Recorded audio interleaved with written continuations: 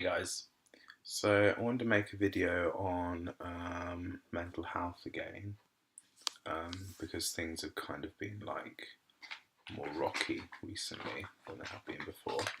Um, some of you are probably going to comment on how brown I am. That's because I've been like on the sunbed like every day for like weeks and weeks and weeks. Well, not every day, but like 2, 3 times a week, weeks and weeks and weeks. I know it's bad for you, but I'm going to actually move on to that in a minute.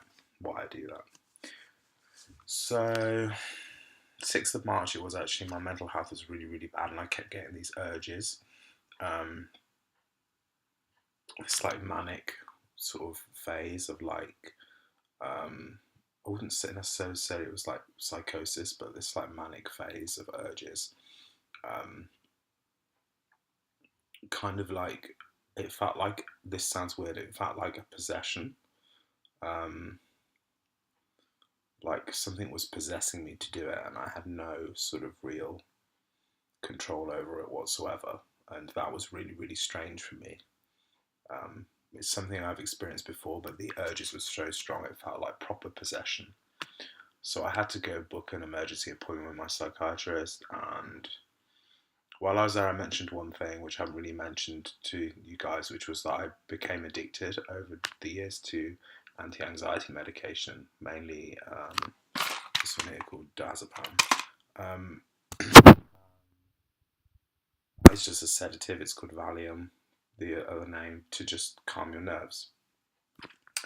And I was really honest with my psychiatrist, and he wrote this long-winded letter and signed me off work for like 2 weeks, of which I only spent a week signed off because I didn't really want to be signed off for so long. And kind of recommended that my medication be increased. So, and all of my other medication, like um, I'm taking like fluoxetine, which is an antidepressant, on the maximum dose now for 3 a day.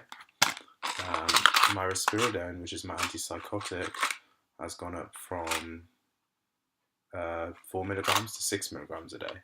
So that's helping. That's an increase of 50%. It's helping quite a lot with these urges that I said felt like possessions. It's really, really helping quite a lot to control them. Not to the point where I don't have them. I've said to my psychiatrist that I don't want to be knocked out. He said he is going to increase it from 6 to 8 again, but I don't really want to go any further. You can go up to 12, I think, but I don't want to be like knocked out. It just made me really sleepy, and I went to a friend's actually the weekend, and she thought I was kind of high, and I was like, yeah, it's this new drug, like because I was on haloperidol as well before, um, which I'll talk about. And yeah, so my mental health was kind of very turbulent. So um, this is why I started taking that, and also related to my eating, the urges were very, very bad, uncontrollable. And the risperidone has really, really helped with that. Not to the point that they're gone, but to the point where I can mentally do something to control them. And this is where I think the bit comes in with medication versus therapy and other therapies. So I have to combine the two.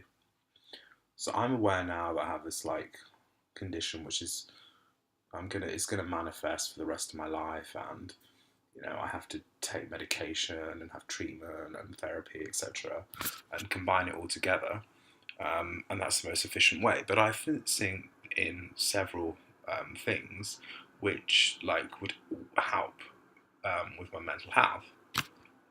So for getting the medication, and there's other medication I'm on, which I'll move on to quickly.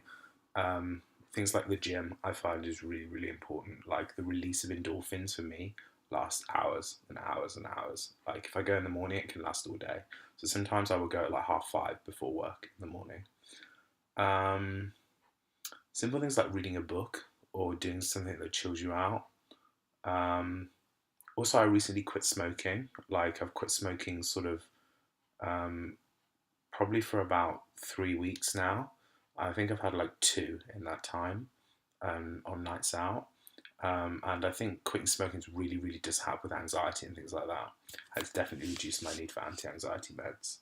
And then I have journals. Paperchase do some really good journals. I have a journal called the Mind Journal, which I can write down like thoughts, scribble down thoughts, like take your pencil for a walk kind of thing and scribble down what's on my mind, like a visual mind map of actually what's going on. And that really, really, really does help. Um, and I think the combination of that with a medication is good. I also see a psychotherapist once a week, and then I go to group therapy once a fortnight, um, which does really, really help. Therapists are like worth their weight in gold almost as much as psychiatrists. But on my other meds, my diazepam, which is what I became addicted to. I'm on a weaning down program now, which I'm really proud of myself to have admitted and to do. And I said it was no fault of my own. And that's another thing with the mental health. I think I have a very addictive personality with anything. And I think, addictive personalities and mental health do go hand in hand. I'm taking my medication, other anti-anxiety meds, and I was switched from an antipsychotic called haloperidol. And basically, they had an older one. This is an older drug, and the new one is a newer drug. And the older drugs were associated with these like muscle spasms. I remember the first time my doses increased in South Africa, where I saw a psychiatrist out there, my neck would not move from like an upward position like this for like hours. And that happened every time I was taking haloperidol, every time the doses increased, and I couldn't tolerate it. So now, I have to take. Sorry, that was my stupid laptop. I have set to tell me the time every hour, like announce it. I don't know why. And so now I'm like, I cannot tolerate that drug whatsoever. So I guess the purpose of this video was medication versus therapy and other techniques.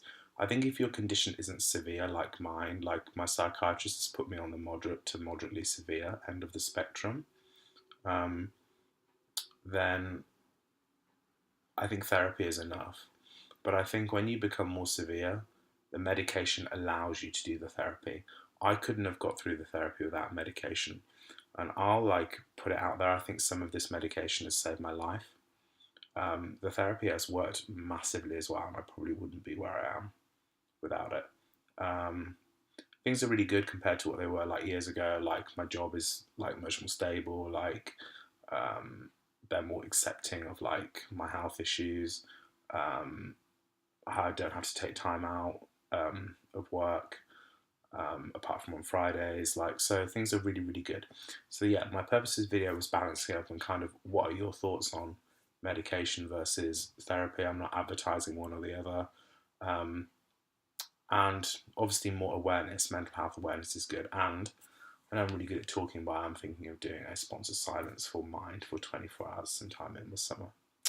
Thanks for watching, guys.